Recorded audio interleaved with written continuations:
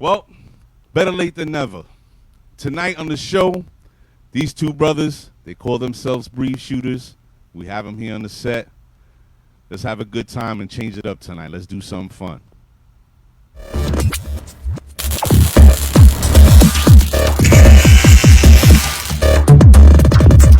Yeah. So if we got cut off again, so if you missed it, this is Mr. A from the set. I'm on with Breeze Shooters tonight, Lou and Chris. Lou was just explaining to the show how him and Lou began their friendship and how they came to be. Evidently, Chris was playing down in the senior league, dropping wild buckets. And just for you to understand, Chris is 5'3" and he's like 170, 180. And he's playing with the senior dudes. Like, I don't mean senior like the older guys. I mean like senior like AARP. And he was dropping buckets, and Lou liked the way he was hooping. And then he brought him over to his side of the court. Of course, Chris got winded. He sat out for a couple of, buckets or whatever, and that's how it all began. Chris, does that sound about right? And Chris he might have frozen. Yeah, he's frozen out. But anyway, so that's where the friendship started. So correct. From that point forward, what was the movement like? Because again, like I said, I see you, Chris, and I seen Will. So is Will quarantined right now? Well, this is the thing. Today was a Sunday that we were going to take to have fun. Again, the Breeze Shooters are great dudes. They're hilarious. And I wanted to bring that energy to the platform today because I just think it was necessary. So we have Lou back on the line from Breeze Shooters. Are we stuck again? Oh, no, we're good. Lou, what's good? No, we're good. Not much, brother. Not much. Definitely a challenging interview, right? Yeah, no. This is an experience. But it is. Anyway, let's pick up where we left off. Folks, we'll return to that rant that I was on another time. So if you're just joining us, it's Mr. A from the set. Tonight we have Breeze Shooters, Chris and Lou. Right now I'm on the line with Lou. I think Chris is still trying to whatever. But we're going to talk to Lou. He was just telling the story about how they came to be. So Lou, yes, sir. So right now I'm missing Will. What happened to Will? What was his deal? You guys couldn't afford his speaking fee? No. So this is the thing. It's like we're all that of age where we have families, responsibilities. Right. So it was always trying to find a day during the week where it worked for all three of us. Unfortunately, when the day we were recording, that was the day where Will's daughter started karate classes. So he had committed to taking her. So he had kind of stepped back and he couldn't go. And then every other day of the week didn't work. So he kind of started to fade out. He would make, appearances back and forth, but it just didn't work out with him schedule wise. So he ultimately ended up leaving the show, but he's still with us. He's always sending us because we're always working on material or stuff like that. So he'll give us suggestions, people to interview, and stuff like that. Okay. I think Chris there. Is he there? No, I think we lost. I don't know if you want me to get him on the phone. I could get him on the phone if you can. No, he's coming back now. Okay, cool. So now it's you and Chris, right? And you guys are rolling along. As I said earlier, I seen a few of your episodes.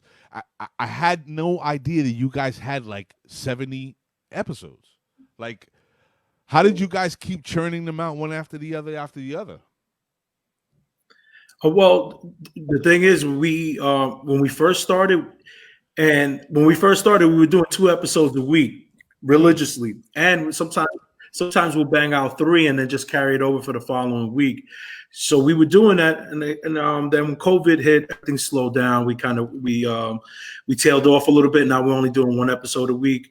But that first 4 months, we were really putting in work because it was exciting. It was something new, and we were trying to figure out the kinks. As you can see, when you do this type of stuff, especially if you're not too tech savvy, we were learning as we were going. And that was the disclaimer we told everybody from jump. Yo, we're going to stumble, we're going to fall, but the more practice we have, the better we'll get.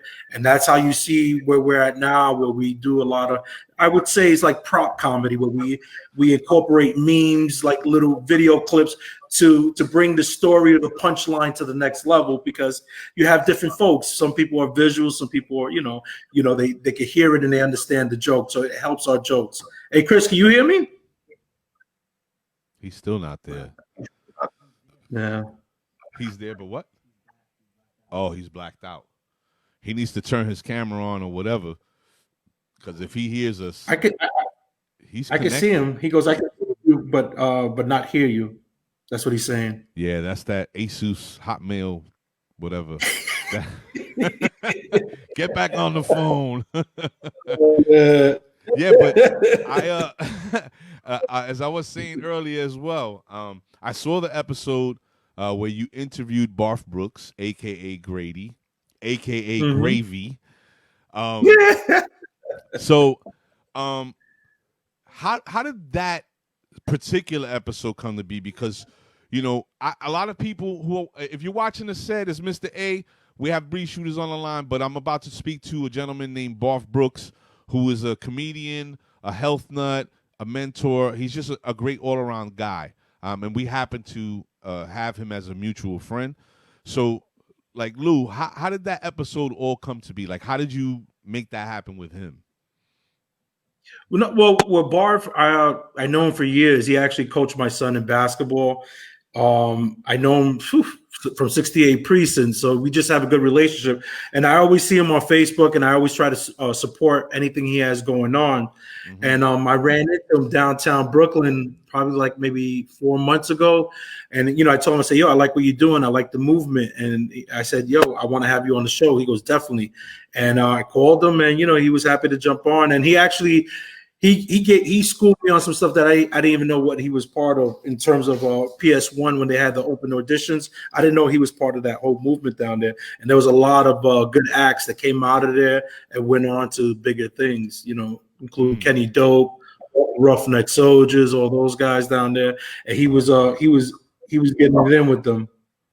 Yeah, you really just showed age right now when you just said all those people and performances, because that goes back, like that really, like, and that's, I'm glad you said that as well, because a lot of people, and we're going to be doing it here, but a lot of people don't know that a lot of big things have come out of Sunset Park, not just music, other things. There's a few actors that have come out of Sunset Park, people in business, so on and so forth. I think we tend to stick with the things that we love the best, which is usually sports and entertainment. And when you speak to that alone, as you mentioned, Kenny Dope, Mikey Delgado, his, sort of Masters at Work partner. Then there was a whole bunch of people. Look at, even you had an interview with Fresco, which people in Sunset Park, Park Slope, Borough Park, Fresco's like a hood legend outside of the idea that, all of his accomplishments, like he's gone on to do really big things. I'm sorry. No, tremendous things. I mean, there's a lot of things in the background that people are not even aware. Like he was on the Yu-Gi-Oh show. He was like, I forgot what other cartoon show, but like he's been up for like, Emmys for his work with audio. And like now I think he's an audio coach and he's doing really well. He settled down in Atlanta. I'm really proud of the guy. He really but he's been blessed throughout his life in terms of everything he touched, he kind of turned to gold. He just had that thing about him, that aura, like everything he did, he picked up, he was really good at it because of his level of focus and, able to hone in on the skills necessary to take it to that next level. Really great dude, great accomplishment. And when we were interviewing him, he actually told the story about the Biggie Smalls, him, DJ Enough, they were in an apartment and yes, sir. And Biggie was a little scared. He didn't want to battle Fresco. And for me, that story it was an urban legend that came to fruition because he actually told me how he came about. And he said it was lucky enough, hit the record button and he caught like the little back and forth they had, which is legendary. You can find it online. See, so people who are watching the show, again, this is Mr. A from the set. I'm talking to my man Lou from Bree Shooters. Chris is having some sort of difficulty. I think he just went to go get a sandwich. So right now, me and Lou are going to chop it up. If you're just tuning in, Mr. Lou was just letting everybody know about the interview they had with Sean Fresco Conrad. He's a famous rapper, breakdancer, hockey player. Yes, I know we were talking shit about hockey earlier, but Fresco was one of the first black hockey players in all of Brooklyn. He was probably like one of three, right? Mm-hmm. Hockey player, bodybuilder, martial artist. Fresco had a thing about him that whatever he did, he was going to do. He was a graffiti artist. Like, he just did everything. And when I heard that interview, and I heard him confirm that Biggie was like, yeah, I'm not doing nothing with you. You know, people will take that a certain way, and I think it's important for people to understand. Like, it wasn't that he was quote unquote scared physically or whatever of Fresco. What he was doing was an extending of respect, because as he told you in the interview, he said he was listening to my tapes, or he was listening to my joint, right? Yeah. And he was reciting it the whole way back, you know, in the back seat of the car.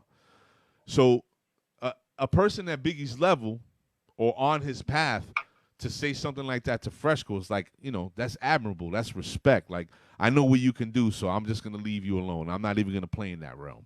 You know what I mean? Yeah. And you know, I didn't mean to imply that Biggie was scared or anything. He wasn't. No. It was just that level of respect, because Fresh was a lyricist, and everybody knew that if you stepped into that realm with him, it wasn't going to be an easy battle. The guy was accomplished, and that was his thing. He was battle rapping early when that was a thing, and him and DJ Miz, they ended up winning the championship, the rap battle championship. And their careers were taking off at that point, but something, I forgot what he said, something happened and it caused them to come to a halt. But they were on their way. They were supposed to be pretty big, you know. See, the crazy thing is, and I know we're sticking on Fresco for a minute, but whatever. Fresco hit a bump in the road with Miz. I believe that was a business situation. But prior to all of that, rewind it. When I'm about 12 or 13, I'm next door to his best friend, which is Corey. You knew Corey? Yeah, okay. Corey's a good dude. So the Kearns family, shout out to my man CK out of Florida. Calvin Kearns, I see you. Just a side note. So the Kearns family live literally, if I open my door like this, they're right there. So Corey, Patrick, Timothy, three brothers. Corey's his best friend. Me and Hero start hanging out. We go everywhere. Now Hero brings me to 42nd between 9th and 10th. And anybody who's watching from BP back in the days knows on 42nd between 9th and 10th, there was a gentleman by the name of Larry who used to have house parties like year round. We had house parties in the winter and in the summer. I'm talking about Hawaiian soup parties. Like back then, right? If I was 13, you was probably like 8 or 9. But so in these parties, I witnessed Fresco completely take over a party. It's like, you know, everybody's having a good time, and then boop, somebody Hero throw a beat on and start DJing, and Fresco would just take the party over and rap nonstop. Like, to see that happen, like off the cuff, his ability to do it was just like natural. It was really, really organic, and I think that's what made everybody, when they witnessed him, like, oh shit, this dude is no joke. You know what I mean? Yeah, no, he was definitely a monster, and in terms of Sunset Park, he was a pioneer because he was one of the first to do it, and it was cool because coming up, you see that as a young kid, you're like, wow, maybe I could do it. Like Fresh was that guy. I remember Fresh from dirt biking. We used to have a half pipe on our block, 43rd between 8th and 9th, and I'm out there looking at this dude. This dude's going like 40 feet in the air with his bike coming back down. I was like, holy shit, this dude's just dirty. Everything he did, he was nice. It was like skateboarding, everything. And it was like, I think he said he almost went professional with biking because he was so nice with the tricks and stuff like that. But you want to, Lou, I hate it. I don't know about you. I hated handball. Did you hate handball? Yeah, I didn't really do it too much. I would just pass by. I didn't really. It wasn't my thing. So all the dudes that we used to hoop with from Bed-Stuy, East New York, whatever, they would always joke, Puerto Ricans can't hoop, right? Yeah. Yo, that shit I used to be like, well, word? Yeah, y'all can't hoop. Y'all can't hoop. And their favorite thing was, y'all belong on the handball courts. Yo. And what killed me is because I used to go to the park on Fort Hamilton. I don't know if you probably were there. The one on Fort Hamilton Parkway with the hockey rink in it. 53rd Street. Yeah, we used to go down there all the time to play ball. All right, One cool. rim was low, the other one was high. Yeah. So we used to hoop there. Okay. Now, if you remember, just like 5-6 and in Sunset Park itself, when it gets warm, those courts get smashed. Like it's hard to get a game, right? Because it's so busy. But I remember being there hooping, and who do I see playing handball? Fresh. Yo, son, he had me so tight because he used to hoop too. Yeah, right? He was a good basketball player. Exactly. So now I'm like, this dude plays hockey. I know he used to ride BMX, and that bugged me out in and of itself. He writes graffiti. He used to break dance. Then he used to dance. Now he's an MC. He hoops, and now this dude's playing handball. And now he's in a fucking handball commercial. After that, they never said anything about Puerto Ricans playing handball again. Because after that, it's like, yo, Sean, yo, Fresh, come here, yo. They want to talk to you. He plays handball. Talk to this guy. we can hear you, Chris, and I can see you. So you don't worry. As long as we can hear you talk, Papa, you're good. He's there? Oh, you gotta turn him up. Yeah, I think they can hear you, Chris. Yeah, we can't hear his ass. I can hear you. Oh man, this guy's killing me right now. So Lou. Yes, sir. What do you guys plan? Chris, speak up. I'm being told you're in the background. Chris, can you hear them? For those that are just joining us, this is Mr. A at the set. Tonight we have Bree Shooters, Lou and Chris. And Chris is on his bootleg computer that doesn't work because he didn't pay his Boost mobile bill. And they cut off the dial-up network to his crib. So right now we're with Lou. Lou, what are some of the things that you guys are hoping to accomplish in the future with the show? And we're gonna have you guys back on, just so you know. Like this whole episode is getting scrapped. We're gonna have you guys back on. But excuse me, what are some of the things that you guys are hoping to do in the future with Bree Shooters? Really, right now, our focus is just like mastering this podcast and really kind of like it's unfortunate with this COVID because we were in the process where we were putting money into it and we were going to get a nice setup and all that stuff just to take it, enhance it. And then of course with that enhancement, hoping you get sponsorships, and then after from the sponsorship you try to generate some revenue, and that's the ultimate goal. When we started out, the thing was to celebrate Sunset Park and the folks from Sunset Park, because I'm really proud of my upbringing and the neighborhood I came up in, and all the the people that contributed to my upbringing. So that's always at the foundation. But at the end of the day, me and Chris are trying to develop a product, a brand that could generate some revenue at the end of the day. And as you can see with Chris's shortcomings, this is where I let him go.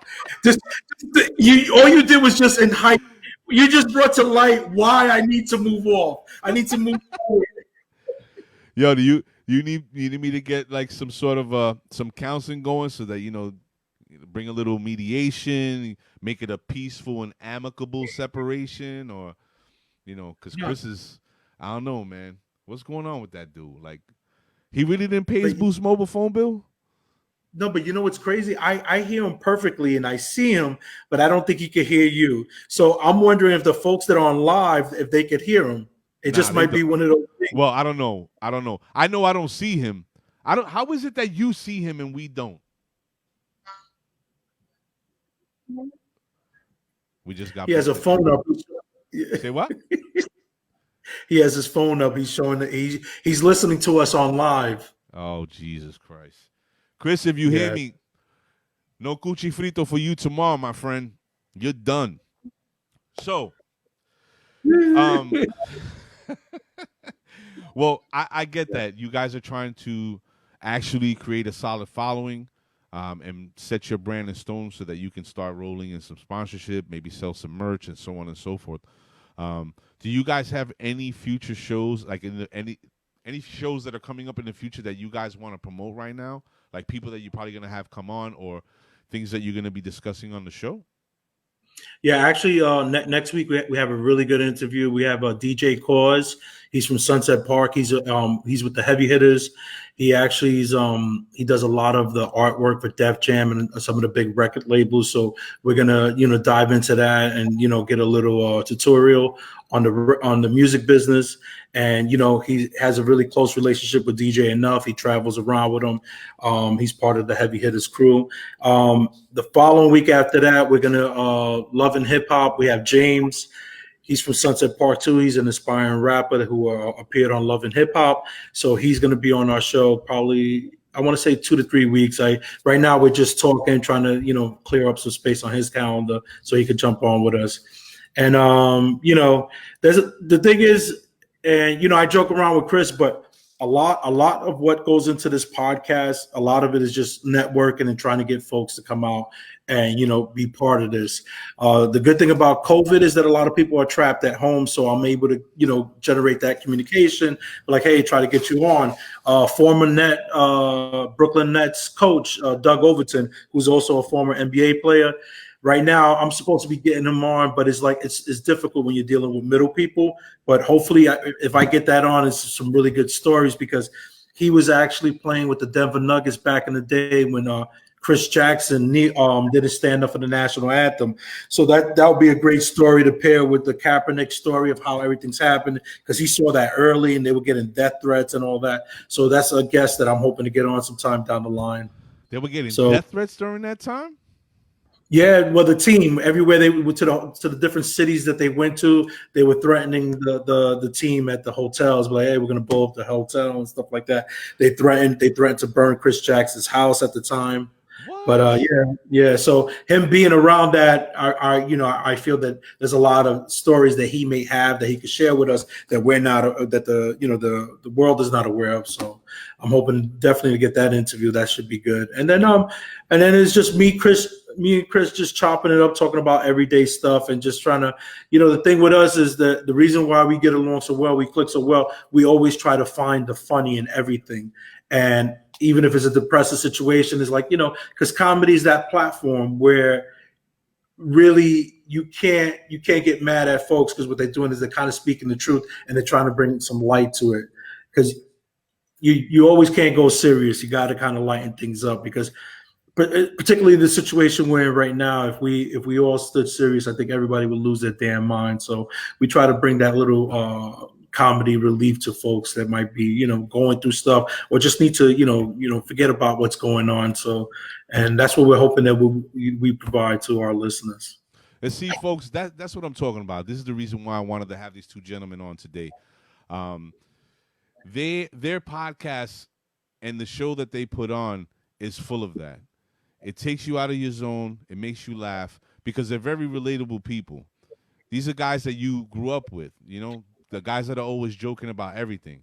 I would say this, like, I could go to a funeral with my wife and we'll be over there laughing together because she's always got fucking jokes. And that's the only reason why I still got a little bit of my hair left is because she's kept me laughing through all these years. But I think that's the most important part of your show, the element, the chemistry that you guys have together and bringing that real natural comedy and laughter between you two. It doesn't seem forced. It doesn't seem manufactured. It just seems like it comes from a real place. And that's what I really enjoyed about the show and why I started clicking through so many damn episodes.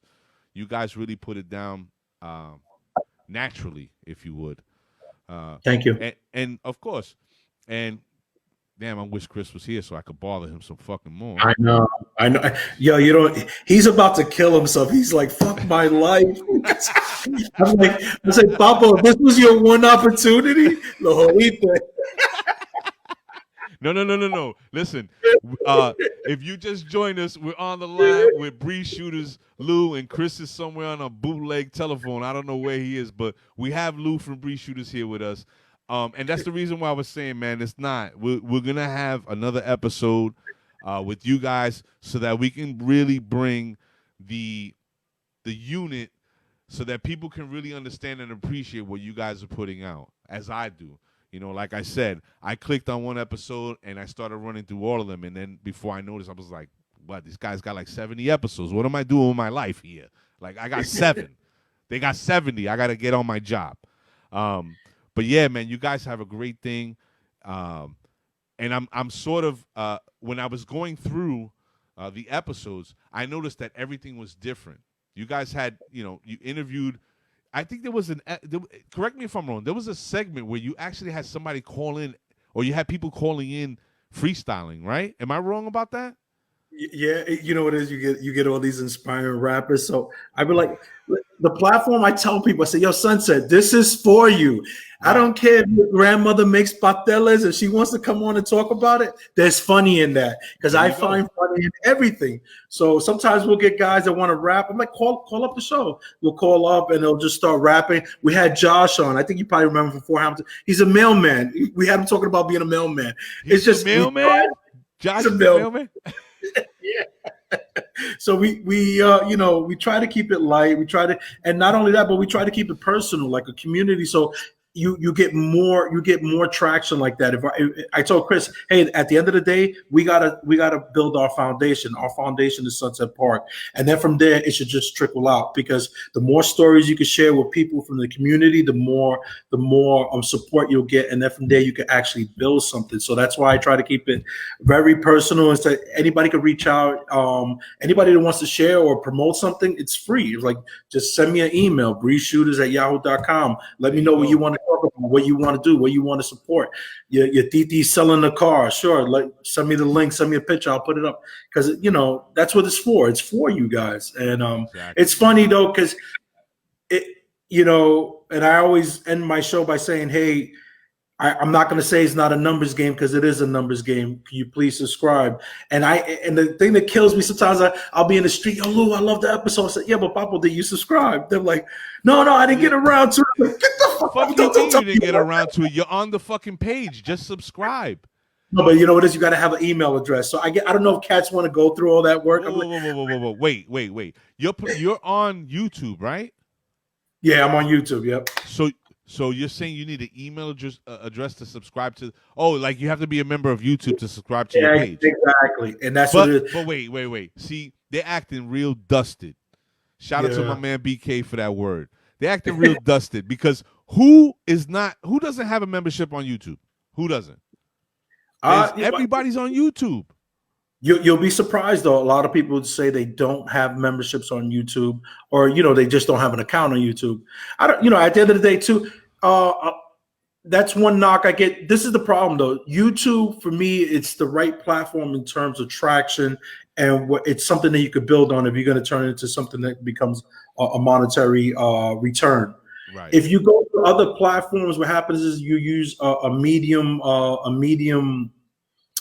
platform like Anchor. What's the other one? Spreaker. Is it Spreaker or something like that? You got to use those guys, and what they do is they send your product out to these other platforms. But the thing is, you don't really know how you're performing. But with YouTube, you can manage it, and you can see how you're performing. You can see how the numbers are doing, and therefore from there you can manage it. Yeah, exactly. And that's what it comes down to. So you try to drive traffic through YouTube, but it's not the most convenient. A lot of people just want to listen to the Apple app, and it's easy. It comes up. But the product that we're packaging is a visual, because it incorporates a lot of means. So YouTube is the right platform. So I'm sorry to cut you off. Who's editing what you guys put on YouTube? Is that you, or is that Chris? No, that's all me. I do the editing. What does Chris do, bro? Just tell me. What does he do? Really? Like, what does he do? He eats. What else? This is part of the magic. It's just, I feed him lobs, and he just dunks. I tell Chris, Chris's whole job is, Chris, I just need you to be there on standby. Whenever something happens, I need you to either kill it, come in with a joke and stuff like that. So he understands his role. He does it really well. He does. And like this happens all the time with Chris. I just got a picture of him. He's running around Sunset right now with aluminum foil wrapped around his body with the phone up in the air, trying to get reception. I'm like, what the fuck are you doing, man? Shout out to Chris in Sunset Park running around butt naked with tinfoil wrapped around your body, trying to get reception. If you're just tuning in again, it's Mr. A at the set with my boy Lou from Bree Shooters. We're just chopping it up and getting to know their platform, their product, how they put it together, what they're doing, future endeavors, and so on. My man Lou, it's crazy. Now we're going to get a little personal. It's crazy to reconnect with you this later on in life. I knew Lou when he and I were both very, very young. And when I discovered the show, it was by chance that a friend was actually being interviewed on the show, who's a performer. So when I came to see the face and the familiarity, when you start getting into your late 40s, your memory isn't that fast. You got to put more RAM in, right, Lou? You got to get more RAM to sort of remember shit. You're not lying. Yeah, and the changes because of, again, as you get older, if you're not careful, you bulk up, and if you are careful, whatever. But whatever, brother's bulky. So, and my memory's going. But anyway, I see Lou, and I'm like, damn, I know this dude. And I'm thinking I played with ball with him in a specific park, and that wasn't it at all. And it was just amazing to bump into an old friend so far later in life and to see he's doing well and he's healthy and he has a family. And, good things happen to him. It's a great feeling. So bringing him on the show was like a no-brainer. And if you watch the show, Bree Shooters, YouTube, IG, Facebook, if you watch the show, it's a good time. So if you want to de-stress, if you want to laugh, set up a nice drink, put on the Bree Shooters, check them out, and they will really make you laugh from a deep down dark place. Especially when it comes to Chris. Because Chris, like you see you the way you put it, that you set it up and he just dunks. When I watch the show, that's exactly the sort of the chemistry that I get from you guys. You know what I mean? Yeah. Like you putting it up for him, and he's taking it to the hoop and laying it up, and it just seems natural. Like, have you guys been friends long time, or is this something like this whole dynamic right now? Podcasting is probably really new for you, right? Well, yeah. Well, this is the crazy thing. I know Chris probably maybe 1999. That's when we kind of started talking. But I was getting into podcasting probably like 2004, 2005. That's when it was pretty early. I was actually listening to Juan Epstein, and that's like Cypher Sounds and Rosenberg from Hot 97. He was like real early on that. And I was like, man, this is really cool. Because essentially what it is you're just chopping it up with your friend and you're having a conversation. And what do people love to do? They love to hear, like if you're taking the train and you hear interesting conversation happening close by, you kind of listen. Yeah, yeah, exactly. You're like, man, that's interesting. I wonder how that's going to play out. So I was pitching this to Chris and said, hey, man, we should do a podcast show. And this is early, 04, 05. But with Chris, he's always half stuff. He's like, oh, yo, it sounds great. Well, let me know what we're going to do. I said, all right, cool. I would get back to him, and he wouldn't have a set date for me. Fast forward damn near 15 years.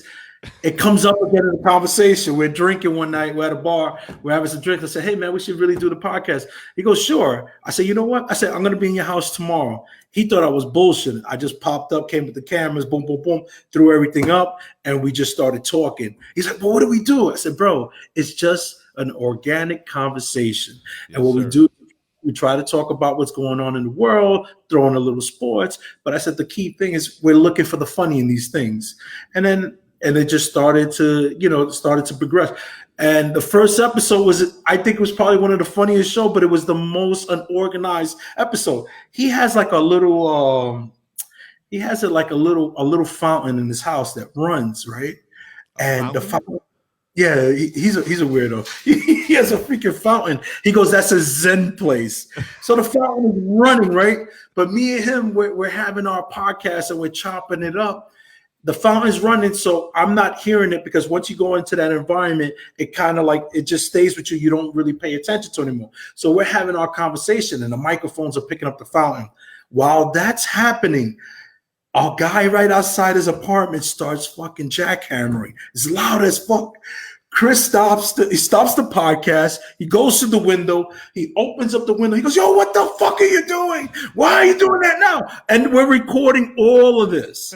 And this is what's going on. While this is happening, the lady upstairs is banging on the floor. Doom, doom, doom. Hey, keep that noise down. And I'm sitting back. And Chris looks at me. He goes, yo, I'm sorry. I said, brother, that is gold. I said, we're giving people live stuff that's really happening. I said, that is gold. And then from that point, he kind of like really bought into the whole concept. I said, listen, it doesn't have to follow a script. At the end of the day, if we could get a laugh or two, we did our job, brother. And it just grew from right there. And we were turning them out like 2 a week. And, unfortunately now we're down to 1 a week, but it's been a nice roller coaster ride with this guy. Let me ask you a question though. Who did your theme music? Who did that little snippet for you guys? Believe it or not, Chris, that's really? The one thing he get credit for on the show. He did that because we were looking for music. And he had the little DJ app on his phone, and he goes, "Oh, I like this song." Yo. I said, "Brother." So he started chopped it up. He blended with something else, boom, boom, boom, mixed it up, and that's how we got our theme song. All right, for everybody out there watching, it froze up again. No, I still see this live on Facebook, bro. Well, for those of you that's watching, as you can hear, I'm already slurring because I'm sipping this nice cognac right here. This is Mr. A from the set with my man Lou from the Bree Shooters, and we're just having a little session right now, talking about their show. These guys are hilarious, and I know this episode kind of got tore up with all these things going on with Facebook or whoever the fuck was going on, but we are definitely going to have Lou and Chris back on, and hopefully the Bree Shooters can spring for a budget to get Chris a decent phone so he can actually be on the show. It seems like, the sponsorship with Boost and Metro piece of shit fell through, so he really wasn't able to join us tonight. Outside of that, we definitely want to do a part 2 where we can definitely have both these guys together because they're like Heckle and fucking Jekyll, and I think it's important to have some levity in a time like this. So outside of that, understand Bree Shooters are going to be back here for a part 2, but tonight with Lou and Lou, I want to continue our conversation. So you guys get this going. Everything's moving along for you. What has been the hardest obstacle for you guys? Not at the start, like in the last 20 episodes when you guys are kind of like in your groove and finding your way. What has been the hardest thing, that you've encountered? Because I can't really, since Chris is not here, I can't really I can't bang one off his head and, we can laugh about it. So let's talk about the background issues that are that go on with the show, and what are some of the obstacles that you guys have faced towards the latter part of the show? I'm not gonna tell you it's easy. It's not easy. No. It's hard.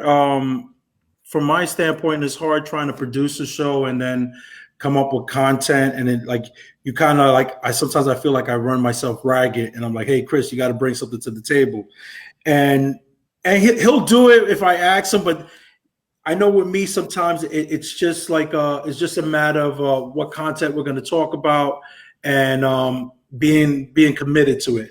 So the problem that me and Chris generally run into is that I live in Jersey, he lives in Brooklyn. So if I have an idea, I really act on it. I'm like, hey, I could come by your house today. And Chris, oh, well, I got something going on. So it's just like the scheduling, I would say, is the hardest thing, because a lot of the motivating factors for me are spur of the moment. When I get an idea, I like to run with it, because that's how my creativity works. And I'll go to Chris, but he's not feeling it, because he can't be funny all the time. Sometimes he has to kind of work himself up to it. You know, he has to work himself up, and he's like, yo, I'm feeling like let's do a session today. He might have a couple of drinks in him. He's like, yo, let's record today. So it's just having the timing. And let me tell you, I got hitting gems. We're gonna do when we do our 100 episode. I'm gonna make like a blooper reel, which is gonna be hysterical because we could even have put together, but that's going to be a real doozy that, I mean, you guys want to tune in for that. Some real, I mean, when I'm talking about Chris and the shitter and just the cameras rolling, but you know, just funny shit, just nothing embarrassing. I just told him, listen, I'm going to say Chris and the shitter. That was embarrassing enough, bro. In the shitter, like full on. No, I'm saying the shitter. His little legs swinging because his feet don't reach the bottom anyway when he's sitting on it like that. He's but, you know, man. Yeah, so it's just like you said earlier, it's just you know, the biggest issue that I think me and Chris may have is sometimes just timing and just having you know, coming together to kind of like to build on an idea. And when our schedules are not aligned, it creates a problem. That's why we started recording so many episodes so we could have extras in the can and I could release them on our, you know, scheduled dates. Well, listen, check this out.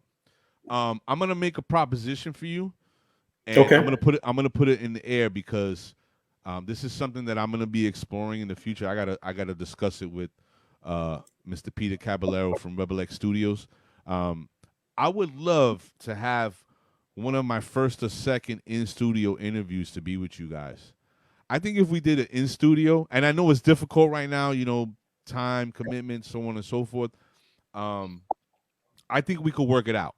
I think there's one way or another we could work it out, and we can make an in-studio happen. I think having you guys in studio and doing a session together, you know, in a very cordial and relaxed environment, we can have, you know, you guys can have Ubers at the ready so that we can enjoy a few drinks together and chop it up and like really, really like get into what we should have got into today. You think you think that's something that's possible? No, absolutely. You just let me know the date and I'll make sure I'll pick up Chris so he has no excuses and we'll drive in together. So there won't be any issues. Ladies and gentlemen, if you're just joining us, Mr. A from the set with my man Lou from Bree Shooters. Chris wasn't able to connect. We're trying to set up a date so we could do a live in studio. We're going to be having them both on. You people need to see both of these gentlemen together in the same room at the same time. The chemistry is incredible. The comedy is off the hook. If you have not checked them out, please go to their YouTube, their Facebook, or their IG. They're constantly putting up content. These are the two dudes from the hood that you always hung around because you knew you were going to laugh. These are those guys. So if you're following the set, go check out my guys on Bree Shooters because you know what? Everybody needs a laugh, especially now. We got too much serious shit going on. You know what I mean? So, Lou, all right, let me ask you another question because my engineer's looking at me like he's sweating like somebody stole something. I think he got some scheduled stuff that I don't know about. And he's giving me the eye. But yeah. So you guys start at the ball court. You move on. You guys are doing episodes. You're trying to keep Chris in check because he has ADD or whatever it is. And now trying to keep your schedule and creativity going and so on. So you reach this point now. What is something that you're hoping for in the future of Bree Shooters? Do you guys want to do live events if that ever turns out to be the case in the future? You know, because we're still on this lockdown. What are some of the things that you hope to do in the future with the podcast? Well, definitely one of the things I want to do is I want to get Chris up on the stage. I want to work. I want to write some material for him. I want to get him out there. Willie Sweets, who you might know is a comedian from Sunset Park, he actually extended an invite to us to do open mics. But then this whole COVID thing happened. So I want to get Chris on the stage. I want to write some material for him. And then from that, what I really want to do is my passion is editing and making films. I want to start making short films and things of that nature. So these are projects that we have schedule for down the line once everything resumes back to normal. But definitely the first thing we want to do is I want to get Chris more polished to become a comedian, because that's something that he wants to do. So I want to help him on that venture, and then hopefully that's something that can take off. And then we will still keep the podcast because this is a way to promote anything he has going on. But we definitely want to get Chris on that route. And then from there, we, whatever opportunities present themselves, then, we'll explore and, just try to take this podcast to the next level. Awesome. Listen, man, we had this whole, I'm not upset. I'm kind of vexed because I had this thing popping in my mind for the whole week, because you guys, I really wanted to have you on the show. I really wanted us to spend like 2 hours together, chopping it up, having a good laugh, and bringing that to the people. And unfortunately, that didn't get to happen. However, like I said before, I want to have you guys back on.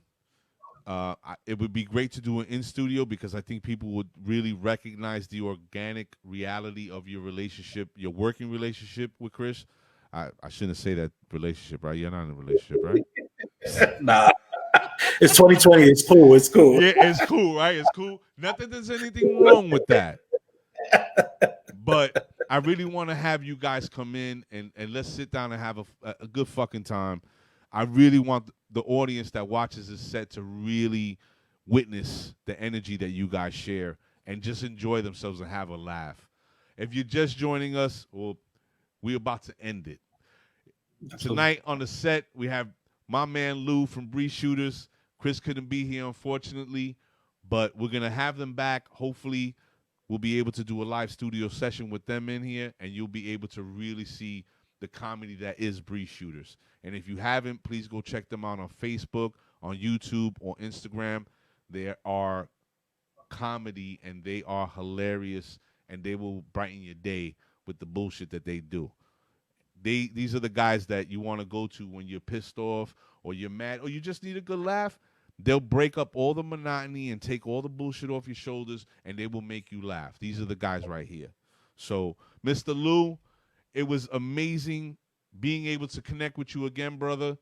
As I said, we will have a part 2 to Bree Shooters where I will have both of you guys on. Talk to your man about his connection, please. Hey, as you say that, right on cue. Hey, Chris, do you want to say some parting words? You done? No, you want to say some parting words? We're wrapping up. Almost done? Yo, parting words, man. Say it. Yo. You know what? Hey, fuck the parting words. I'm telling you, I want my shirt. You want your what shirt? He said he wants his shot back. I told him. I said he blew his opportunity. Listen. Yo, you were gonna get a telenovela off this. You fucked up, Papa. You fucked it up, baby. Listen. Listen. I'm trying not to get upset, but I'm upset. Well, listen, don't be upset. Just make sure when we come back for the part 2, you got. As a matter of fact, we're gonna set it up to do it a live in studio with you, brothers. Make sure you got some gas money for Lou. Yo, hey, what's up? Right now, and we in there. That's how we gonna fucking do it. Oh shit! Wow! Oh wow! We doing a special Wednesday edition with you fellas? Is that what's happening? Yo, hey, he wants to know if you have a makeup artist in studio. They're gonna need a lot of foundation. Everything has to be white. Listen. And you got good filters? We need good filters. Oh my! Listen. Listen, Chris. We're gonna handle everything. Don't worry about it. Just make sure you got gas money for Lou, because it's not right what you're doing. All right, you got to start contributing and helping this man out. Okay? Listen, hey, I'm the talent. I don't pay. And that sums up our relationship. Yeah, I can see. But everybody watching, as you can hear, Chris is going Hamon gonna guess him on the phone. He wasn't able to connect. We had Lou on here. The Bree Shooter team will be back. We will have a part 2. We'll make an announcement and bring them back on. Again, you don't want to miss that, because you're going to have a good time. Trust me when I tell you. Lou, Chris, you already know what it is. I will be in touch with you, brother, so that we can have our part 2 session, and we'll make that happen like really soon. All right? Sounds good. Man, Hey, always love. Appreciate the love, man. Always love. yeah, absolutely. Thank you for the invite. I really appreciate being on with you, brother. No doubt, no doubt. Yo, I appreciate you. Yo, Chris, get it together, brother. I think it was your engineer, man. Your engineer's drunk. He's He don't like you? He saying don't the like fix. you? He don't like bald dudes? That's what it is? He's bald, just so you know. Oh yeah. The engineer's drunk. He don't know how to press play. Nah, it's not that. He can't drink. He's diabetic. He'll go into a coma, and we'll all be fucked up. So his sugar's low or something, but it's his fault. Yo, gentlemen, I appreciate you coming on. We're going to do the part 2. I'll be in touch with you. We'll set it up, and let's really get you guys in here. This way, Chris ain't got no damn excuses to be acting the way he's acting right now, all right? All right, cool. All right, brother. I will speak to you soon, all right? Be good, All man. right, be good. Peace. Peace. Well, it was a rough night. We still got to put a little show on. I'm sorry for everything that happened, but Mark Zuckerberg threw a monkey wrench in everything, and it is what it is. So we will have Bree Shooters back on. We're going to talk to the engineer, Mr. Pete, and see if we could do a live in studio. And, yeah, it should be a good time.